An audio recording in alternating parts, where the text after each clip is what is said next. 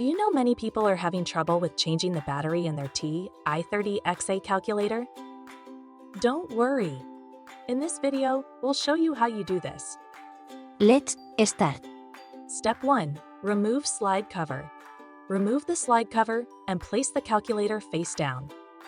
Step 2. Unscrew back case. Use a small Phillips screwdriver to remove the screws from the back case. Step 3. Take off case. Take off the back case carefully. Step 4. Remove old batteries. Remove the old batteries, avoiding contact with other components. Step 5.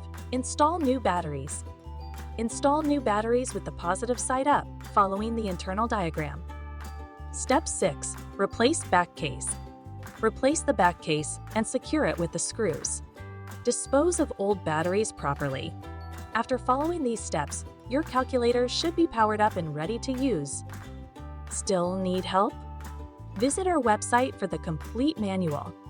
There you will also find questions and answers from other Texas Instruments users. Did you find this video helpful? By subscribing, you help us continue to answer users' questions. So, subscribe to our channel. Thanks for watching, and see you in the next video.